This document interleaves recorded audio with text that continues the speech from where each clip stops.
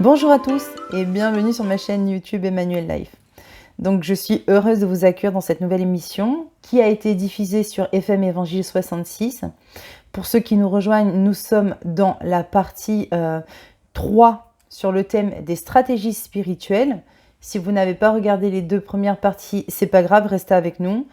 Ça ne vous empêchera pas d'être bénis, je l'espère vraiment. Mais toutefois, je vous invite à regarder les deux premières parties qui vont très probablement, comme elles se suivent, vous amener dans une réflexion plus approfondie. Donc n'hésitez pas à vous enquérir des deux premières parties sur cette série des stratégies spirituelles. Donc aujourd'hui, nous allons parler de notre principal terrain de bataille. Où se trouve mon champ de bataille ? Alors, ce thème peut paraître très vaste, mais aujourd'hui, je vous invite vraiment à commencer avec moi dans la prière. Je vais prier avec vous. Je te remercie, Seigneur Jésus-Christ, pour ces instants que nous allons passer ensemble. Je te prie, s'il te plaît, mon Dieu, de conduire ces instants vraiment à être conformes à ta parole, à ta volonté, à ce que tu veux nous communiquer. Prépare nos cœurs, grâce à ton Saint-Esprit, pour recevoir vraiment cette parole dans une terre qui est favorable et que cette semence puisse croître et porter du bon fruit.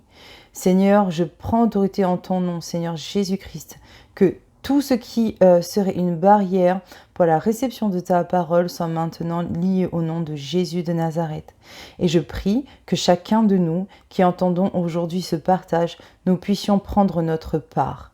Merci Seigneur Jésus-Christ pour ta parole qui est donnée avec tant de grâce, tant de bénédiction. Je te remercie Seigneur Jésus et ces instants sont à toi. Amen. Très bien, alors on va commencer ensemble. Donc, nous avons abordé déjà deux parties sur ce thème. La première consistait à analyser les récurrences bibliques sur les stratégies que le diable utilise pour nous pousser à nous éloigner de Dieu et de ses projets de bénédiction pour notre vie. Et la seconde partie, je vous proposais d'aborder différentes stratégies que nous devrions adopter en tant qu'enfants de Dieu pour nous préparer au piège que l'ennemi va nous tendre durant notre marche ici sur Terre. Alors, évidemment, je vous conseille d'aller voir les vidéos précédentes. Là, je vous fais un bref récapitulatif afin qu'on garde bien le fil de ce partage. Mais n'hésitez pas à profiter des vidéos qui sont accessibles sur ma chaîne YouTube Emmanuel Life.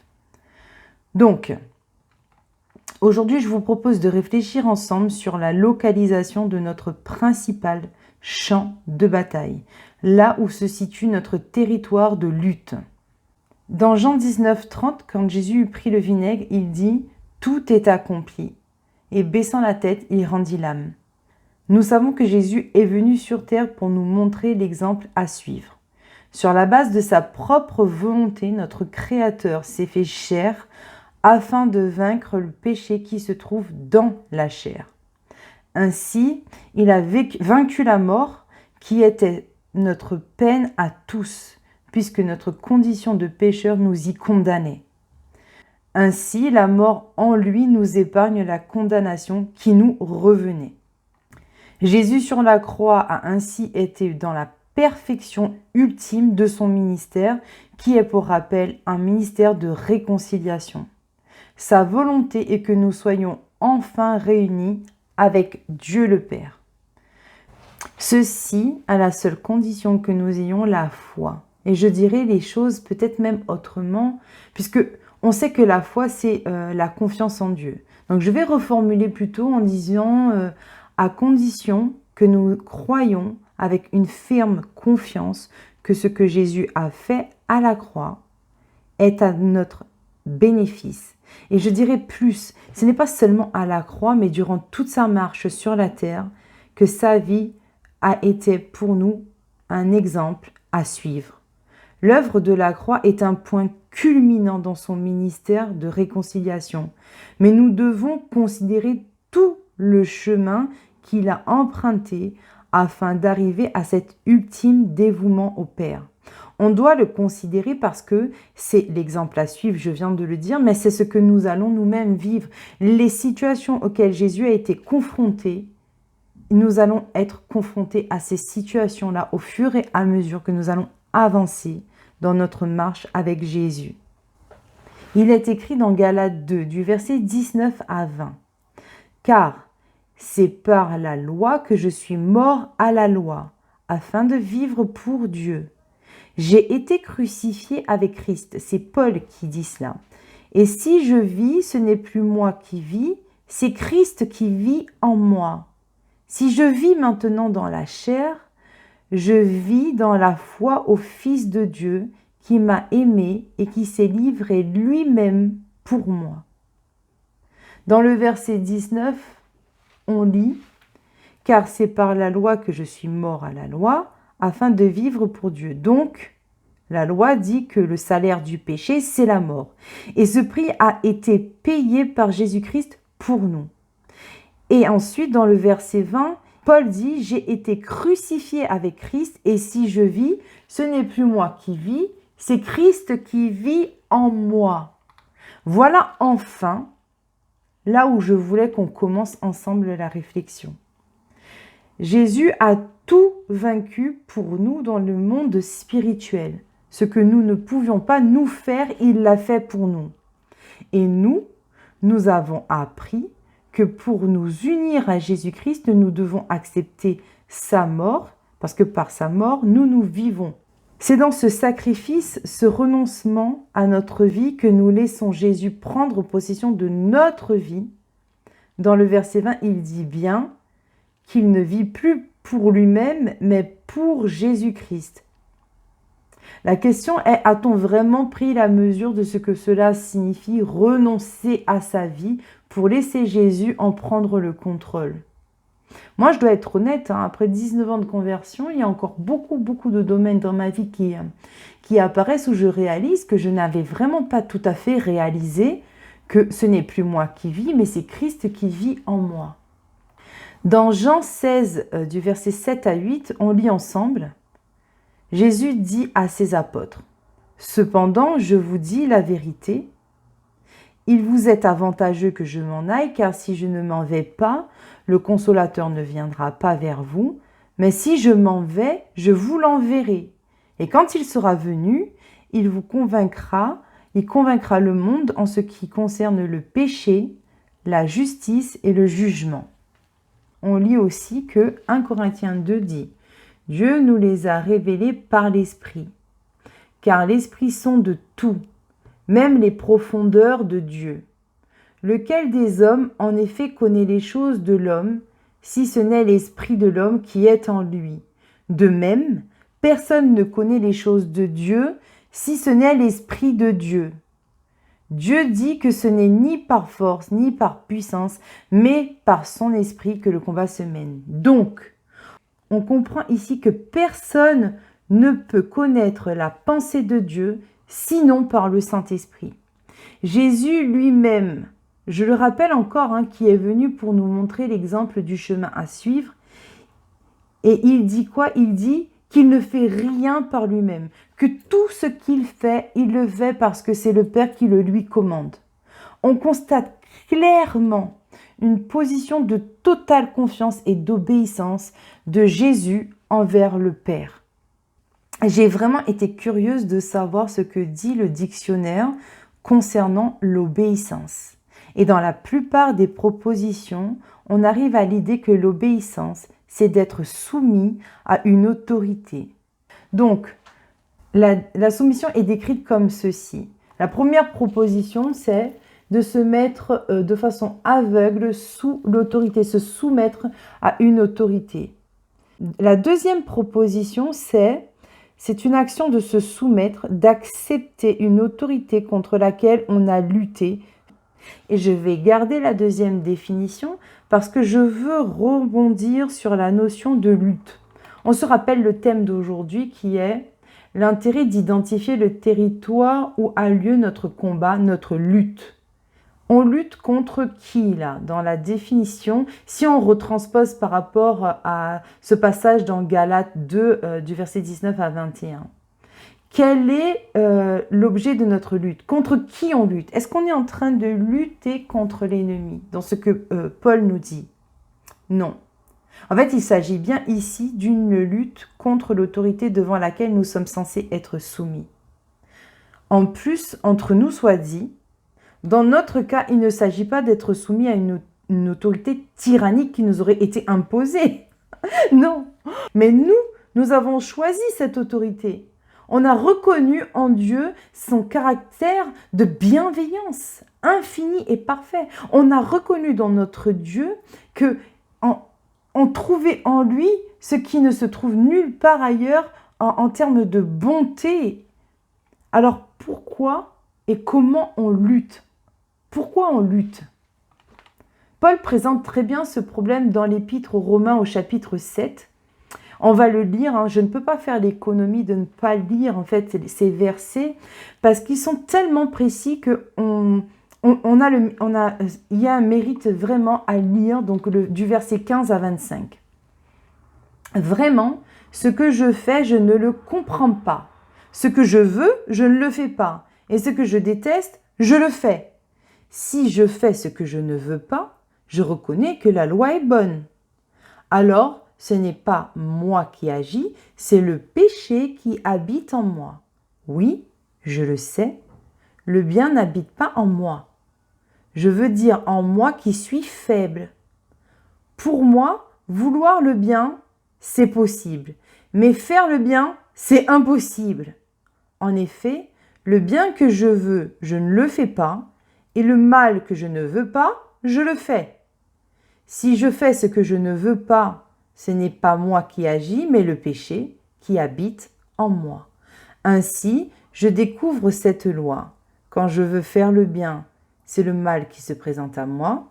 Au fond de moi-même, la loi de Dieu me plaît, mais je trouve dans mon corps une autre loi. Elle lutte contre la loi avec laquelle mon intelligence est d'accord. Cette loi me fait prisonnier de la loi du péché qui est en moi. Me voilà bien malheureux. Qui va me délivrer de ce corps qui me conduit vers la mort? Remercions Dieu par Jésus-Christ notre Seigneur. Ainsi, avec mon intelligence, j'accepte la loi de Dieu, mais avec ma faiblesse, j'obéis à la loi du péché. Ô Seigneur Jésus, donne-nous, Seigneur, l'intelligence de comprendre les choses spirituelles. Que ton Saint-Esprit ouvre vraiment l'intelligence spirituelle afin que nous comprenions, Seigneur, les mystères qui sont cachés dans la parole. Paul, là, parle très bien d'une lutte. Il y a en lui une dualité entre ce qu'il sait être bon et sa volonté personnelle. Sa volonté le pousse à faire ce qui n'est pas bon, bien qu'il le sache. Et il évoque une souffrance que nous connaissons tous en plus. Alors, moi, en fait, je me rappelle que je m'étais posé la question, mais alors si Jésus a tout vaincu à la croix, pourquoi il existe encore une lutte en nous? Si on remonte à la Genèse, au moment où Adam et Ève, qui étaient connectés à Dieu, avaient une connexion, il n'y avait aucune séparation entre Adam et Ève et Dieu. Ils ont écouté ce que Satan leur avait dit, ils ont accepté la parole de Satan comme étant plus sage, plus vrai que ce que Dieu leur avait dit. Et là, il y a un venin qui est rentré dans leur cœur. Le péché est rentré comme un venin. Et ça a été, à partir de ce moment-là, vraiment une hécatombe, parce que tous ceux qui sont venus après Adam et Ève ont connu ce venin en eux. Jésus est venu et il a vaincu dans les lieux spirituels, ce que nous ne pouvions pas faire. Son ministère de réconciliation s'est accompli, c'est-à-dire que cette séparation entre Dieu et les hommes n'existe plus si nous passons par lui. Mais passer par Jésus, ça veut dire quoi? Ce que Jésus a accompli, il l'a fait, on n'a pas besoin de repasser dessus. Mais moi, souvent, je me suis demandé, mais quelle est ma part? On continue dans cette réflexion. Aujourd'hui, nous avons le désir de marcher conformément à ce que Paul dit, faire ce qui est bon. On veut marcher conformément à ce que Jésus veut, à ce que Dieu veut, mais la lutte est en nous. Quand Paul parle de sa faiblesse dans Romains 7, 25, il s'agit bien de sa volonté propre. Sa faiblesse, c'est sa volonté. Qu'est-ce qui est à l'origine de notre volonté? Eh bien, ma volonté, elle sort de moi, de mon âme, de mon ego. Mon âme, c'est le siège de mes émotions, de mes projets, de mes envies, de mes pensées. Quand Satan est venu tenter Adam et Ève, il n'est pas venu les tenter ailleurs que là-dedans. Il est venu titiller leur ego. Quelque part, il leur a dit, moi je sais mieux que Dieu, et vous, si vous voulez connaître mieux que Dieu, ben venez, vous prenez la capacité de faire la différence entre le bien et le mal. Adam et Ève ne connaissaient pas en fait le mal. Ils connaissaient que le bien puisqu'ils étaient en connexion avec Dieu. Mais Satan est venu et il s'est dit, je ne peux pas les toucher tant qu'ils sont connectés à Dieu. Donc je vais casser le plan de Dieu pour leur vie. Je vais briser en fait leur connexion avec le Père et je vais les titiller où? Je vais les tenter dans leur âme, dans leur ego. Venez, je vais vous donner la capacité de connaître le bien et le mal. Vous serez comme Dieu. Alors, où se passe la lutte? Où se trouve mon principal territoire de combat? Eh bien, comme pour Paul, c'est dans ma volonté de me soumettre, non pas à ce que j'entends, ce que je vois, mais à la volonté de Dieu plutôt qu'à la mienne. Je ne sais rien. Voilà exactement ce qui se passe en nous. Dieu dit une chose que nos yeux ne perçoivent pas encore. Et qu'est-ce qu'on fait? On devrait attendre, on est d'accord, tout le monde se dit, ben, on doit attendre. Ce que je ne vois pas, Dieu va le faire. Et donc, est-ce que nous, on décide vraiment d'attendre que la parole de Dieu s'accomplisse? Est-ce que nous, on décide vraiment d'obéir à ce que Dieu a dit? Ou est-ce que on doit, vraiment soyons humbles, est-ce que de temps en temps, on ne se dit pas, je vais donner un petit coup de main à Dieu? Je vais lui donner un petit coup de pouce, ça tarde. Je ne vois pas la bénédiction arriver. Les problèmes sont trop lourds. La tentation est là. Est-ce qu'on donne un petit coup de pouce à Dieu ou on attend? Dans Marc 8, Jésus guérit un aveugle en lui appliquant de la boue faite avec sa salive sur les yeux. Et au verset 24, alors que Jésus venait de lui mettre la boue sur les yeux, il ouvre les yeux et il dit « J'aperçois les hommes comme je les vois comme des arbres qui marchent. » Jésus lui mit de nouveau la main sur les yeux, et quand l'aveugle regarda fixement, il fut guéri et il vit tout distinctement. On voit que la guérison s'est faite en 2 temps. Jésus ne l'a pas renvoyé alors qu'il voyait mieux, mais pas parfaitement. L'aveugle ne s'est pas dit « Ah, c'est pas si mal, bon, c'est mieux que tout à l'heure. » Bon. Il s'est pas dit non plus « C'est tout, je vois pas très bien là, c'est quoi le plan en fait que tu me fais ?» Tu me guéris ou... Non, il est resté là dans la tente et il a dit à Jésus ce qui se passait, qu'il voyait des hommes, mais les hommes, ils ressemblaient à des arbres qui marchent. Il a expliqué sa façon de voir les choses. Et là, il est resté devant Jésus et Jésus l'a guéri définitivement. L'enseignement de Jésus ne se résume pas juste à la scène qui a eu lieu à la croix. Il faut vraiment considérer toute sa vie, surtout à partir de son baptême, où on voit qu'il commence directement par un acte de soumission et de totale humilité. Il va jeûner dans le désert, il s'isole et il jeûne. Il s'isole et il jeûne pourquoi? Pour connaître la volonté du Père. On doit vraiment tout considérer dans la vie de Jésus-Christ. Nous l'avions vu dans la partie 1, lorsque Satan s'approche de Jésus dans le désert pour le tenter, il lui dit « Ordonne à ces pierres de se transformer en pain si tu es le Fils de Dieu. » Satan, il savait très bien. Dieu venait juste de dire devant tout le monde « Voici mon Fils bien-aimé en qui j'ai mis toute mon affection. » Donc Satan, il sait très bien qui est Jésus. Hein. Et Jésus lui répond quoi? Eh bien, il répond ce que le Père lui a dit. « L'homme ne vivra pas de pain seulement, mais de toute parole qui vient de Dieu. » On voit par la suite dans la Bible que Jésus a multiplié à de nombreuses reprises la nourriture. Mais il l'a fait non pas sur la base de sa volonté, mais sur la base de la volonté du Père. Non pas par rapport à ses besoins personnels, mais par rapport à ce que Dieu avait prévu dans son plan parfait. Là, sur le moment, il aurait pu se dire « Moi, je suis dans une situation de faiblesse humaine. » Il avait faim. Au bout de 40 jours dans le désert, on se doute bien que oui, c'était pas une petite faim. Mais ce qui était primordial à ce moment-là, c'est qu'il fasse exactement ce que Dieu voulait, c'est-à-dire nous montrer en tant qu'hommes ce que nous, hommes, on doit faire. La manifestation légitime de la fin de Jésus après 40 jours aurait pu être sa principale préoccupation. Mais il a lutté dans sa chair, il a fait preuve d'abnégation. Il a renoncé à sa faim. Et dans son âme, il y avait une lutte également parce qu'il avait vraiment été tenté. Jésus a la capacité de transformer ces pierres en pain. Il s'agit d'une réelle tentation, mais il ne le fait pas. Jésus fait le choix, il décide de ne pas faire ce qu'il veut, mais de faire ce que Dieu veut. Ce n'est plus moi qui vis, c'est Christ qui vit en moi.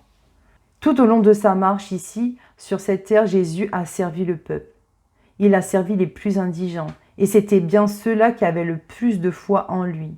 Par contre, ceux qui se croyaient bien placés spirituellement, ceux en fait dont le monde en fait les reconnaissait comme les vrais représentants de Dieu, et bien ceux-là ils se sont appuyés sur leur propre force, sur la force de la loi. Ils se sont basés sur leur orgueil et ils ont rejeté le Seigneur. Ils ont rejeté Jésus, convaincus qu'ils savaient mieux que lui. Les pharisiens avaient pour force leur loi et leur connaissance. Et les mendiants, les malades avaient pour faiblesse leur besoin désespéré d'être guéris et sauvés. Dieu dit dans la parole que c'est par nos faiblesses qu'on voit sa force. Il dit que ceux qui s'élèvent seront abaissés et que ceux qui s'abaissent seront élevés. Qui Jésus a aidé? Celui qui était orgueilleux et qui pensait qu'il savait, ou celui qui était humble et qui venait demander son secours? Notre territoire de lutte, c'est dans notre âme, contre notre orgueil. Notre ennemi qui n'a pas été vaincu, c'est notre orgueil. Jésus a vaincu à la croix Satan et les forces spirituelles. Mais notre orgueil, il est à l'intérieur de nous et c'est à nous de le vaincre. Et bien sûr, on ne peut pas le vaincre seul. Et c'est pour ça qu'on a commencé ce partage où je vous ai cité ce passage où Jésus a dit « Il est bon que je m'en aille parce que je vais vous envoyer le Saint-Esprit ». On ne peut pas réussir cette lutte seul. Ce n'est pas possible. Nous pensons, tiens, Dieu tarde, je vois le chemin tout tracé, je n'ai qu'à le prendre, après tout, c'est une évidence. Dieu tarde, mais moi je vois que c'est bon. Alors j'y vais, je fonce. Mais c'est une évidence pour qui? Est-ce que tu t'es prosterné devant Jésus? Est-ce que tu as demandé au Père? Est-ce que cette évidence, c'est une évidence réelle ou est-ce que c'est un piège que l'ennemi est en train de mettre devant ma figure et que moi, en fait, je vais foncer dedans parce que avec mon intelligence, je me dis, c'est ça, c'est bon. Nous ne savons rien du tout. Dieu voit tout. Il est le créateur. C'est lui qui a créé les choses depuis le début et il connaît la fin de toutes choses. Donc, si on commence à prendre des chemins sans aller voir celui qui a créé même le chemin, on risque vraiment de se faire chicoter. Pardon d'être dur, hein, mais comment dire autrement les choses? Ce n'est plus moi qui vis, c'est Christ qui vit en moi. Vraiment, je vous invite, s'il vous plaît, à relire Romains 8 tout entier. Relisez-le bien. Ça va aider à l'aboutissement en fait, de cette réflexion. On ne peut pas donner un coup de main à Dieu, on ne peut pas le presser, on ne peut pas le stopper. C'est à nous en fait de nous arrêter, c'est à nous en fait de nous calmer. Dieu veut calmer les tempêtes qu'il y a à l'intérieur de nous, parce que c'est dans le calme et la confiance que sera notre force. Mais le calme et la confiance en lui, on ne peut pas être calme si on n'a pas confiance en lui. Sinon, les tempêtes continueront à nous tourmenter. Et on va essayer de marcher sur l'eau comme Pierre, mais qui a coulé quand il a arrêté de regarder à Jésus. Il faut vraiment qu'on s'arrête lorsqu'on a trop envie, par exemple, on te propose une promotion, tu te dis, ah c'est là, l'opportunité de ma vie, je vais saisir cette opportunité, je vais prendre cette promotion. Est-ce que tu as consulté Dieu? Parce que ce que toi tu crois que c'est l'opportunité de ta vie, c'est peut-être ça qui va te bouffer tout ton temps et que tu n'auras plus aucun temps pour Dieu. Et ce que Dieu avait prévu pour ta vie, ben, tu passes à côté parce que finalement, tu as préféré ce que le monde te donnait. Oui, c'est ça la mort à soi. Hein. C'est de se dire, moi j'ai envie de ça, mais peut-être que ce n'est pas ça que Dieu veut pour moi. On oublie que la sagesse de Dieu, c'est la folie pour l'homme. Refuser une promotion, toute ta famille te dit, mais tu rigoles, tu as travaillé toute ta vie, tu as été à l'école pour ça, on te donne la promotion, tu refuses. La sagesse de Dieu est folie pour l'homme. On parle de Jéricho. Il tournait autour de la ville. C'était une forteresse qui était connue pour être vraiment puissante et inébranlable. Pas puissante, pardon, mais inébranlable. Et comment, en fait, il comptait ébranler cette forteresse? En obéissant à la parole de Dieu. Qui leur demandait quoi? De tourner autour en sonnant du chauffard avec une trompette. Et ils étaient avec leur trompette, ils tournaient autour de Jéricho.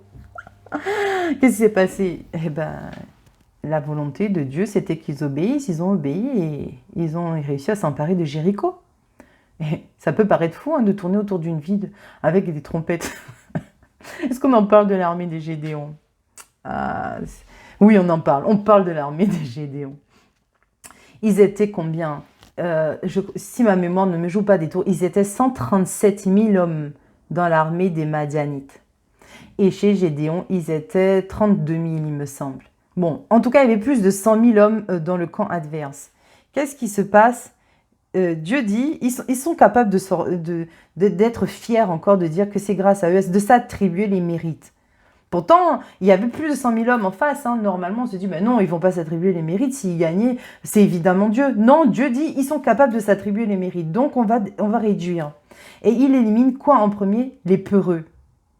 Dans l'armée de Dieu, ils ont commencé par éliminer les peureux. Ils ont même dit, ceux qui sont peureux, vous-même partez.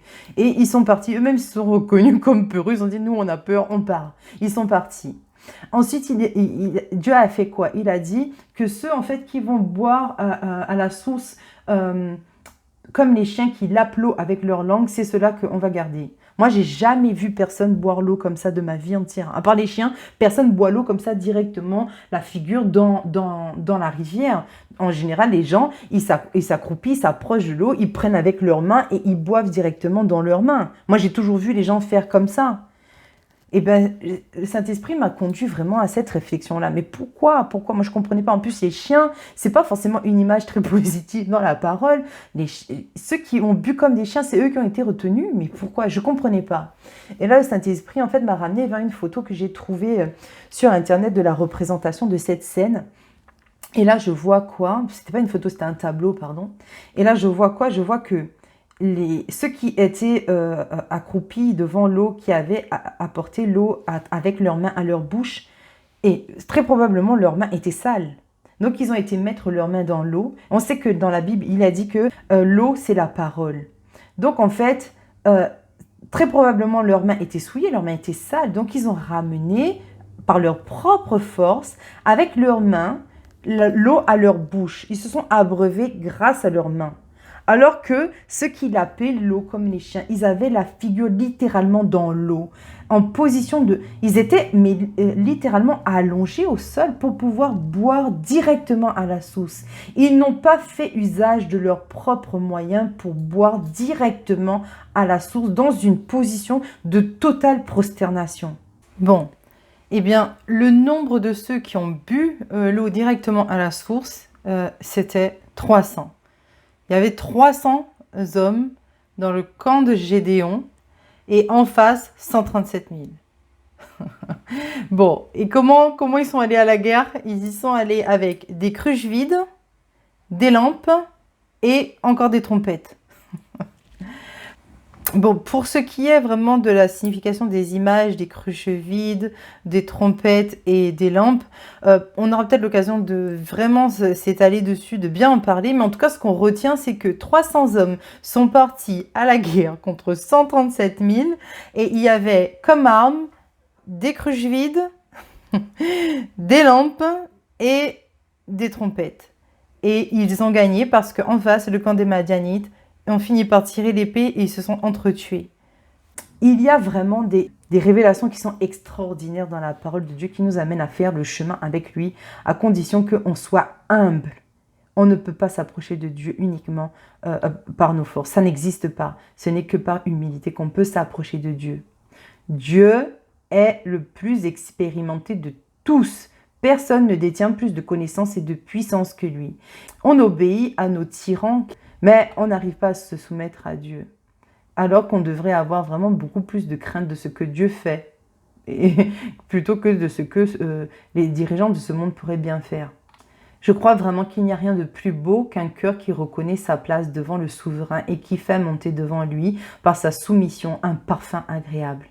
Je vous ai parlé précédemment dans les autres émissions, dans la partie 1 et 2, de l'importance de connaître qui est Dieu, son caractère et notre place, notre identité en tant qu'enfant de Dieu. Parce que le fait de connaître ces choses développe une confiance, une foi en lui. Si tu n'es pas dans cette attitude du malade indigent qui a besoin de Dieu, tu ne peux pas en fait venir vers lui dans cette attitude justement d'humilité pour recevoir en fait cette bénédiction de la connaissance de qui il est et de ta croissance réelle avec lui. Si tu es comme les pharisiens convaincus que tu connais tout, Dieu ne peut pas remplir un vase qui est déjà rempli. Il faut que ton vase soit vidé pour qu'il puisse le remplir de ce vin nouveau. Tu vas passer ta vie à soigner ton confort, ton âme, ton toit, et tu vas passer à côté de Jésus. Tu es censé être vidé de toi pour qu'il puisse te remplir. Les pharisiens, ils vivaient dans de très bonnes conditions. Ils avaient l'approbation du peuple, ils étaient très bien. Ils étaient tellement bien qu'ils n'avaient pas besoin de Jésus. Ils étaient orgueilleux de eux-mêmes, ils étaient imbus d'eux-mêmes, ils étaient remplis d'eux-mêmes. Ils n'avaient pas besoin de Jésus, ils étaient pleins de eux. As-tu conscience vraiment que tu as vraiment besoin de Dieu dans ta vie? Et si ce n'est pas le cas, prions ensemble. Prions ensemble. Seigneur Jésus, j'ai besoin que tu me fasses comprendre qui tu es. Ta bienveillance, montre-moi qui tu es. Montre-moi à quel point j'ai besoin de toi.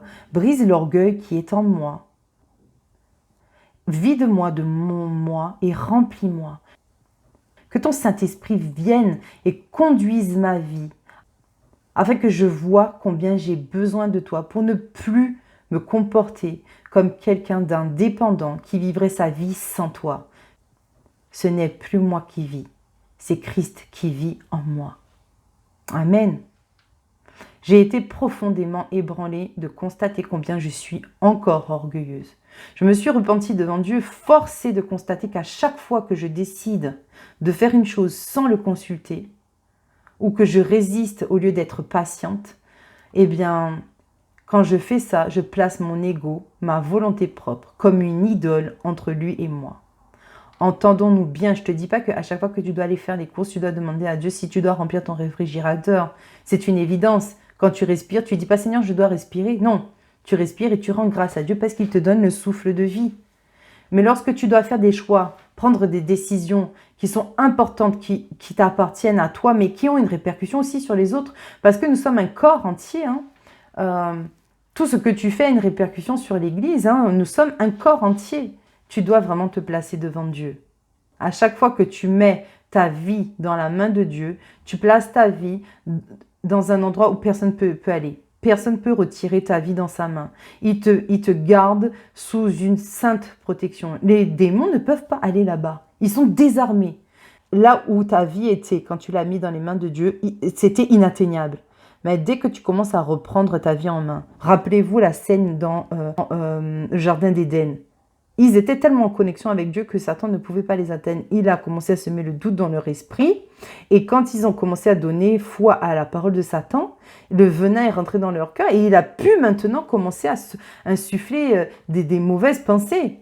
Oublie-toi. Ce sont des idoles que tu dois déposer sur l'autel du sacrifice. Seigneur, je ne veux plus vivre pour moi, je veux vivre pour toi. Alors je vous en prie, vraiment, soyez vraiment humble devant Dieu. Reconnaissez en fait que vous êtes comme ceux qui étaient indigents et qui étaient dans le besoin. Il n'y a que par ce chemin-là que tu peux recevoir. Quand tu te vides de toi-même, que tu reconnais que seul Dieu peut t'amener à rentrer dans les plans de bénédiction qu'il a prévus pour toi. Il n'est ni en retard, donc ne sois pas pressé. Il ne t'a pas oublié, il a tout placé pour toi, donc sois dans la foi. Chasse l'incrédulité en toi. Apprends la patience et tu verras que les plans de Dieu qui te conduisent toujours dans une attitude d'humilité, eh bien ces plans sont devant toi. Suis les pas de Jésus, regarde la vie qu'il a eue, regarde le chemin qu'il a tracé et suis ce chemin, il nous précède, suis-le.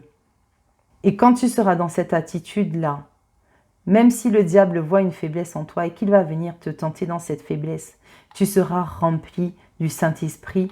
Il ne pourra pas t'atteindre comme quand il était dans le désert et qu'il a essayé d'atteindre Jésus. On ne peut arriver à cette perfection uniquement à travers notre Seigneur Jésus-Christ. Il y a vraiment, je vous dis, l'humilité, c'est ce que Dieu a le plus. Il est né dans Jésus est arrivé dans une étape, dans des conditions, vous les connaissez. Toute sa vie, il a été dans le service de l'humilité. Comment tu peux imaginer qu'on puisse vivre notre vie autrement que comme ça?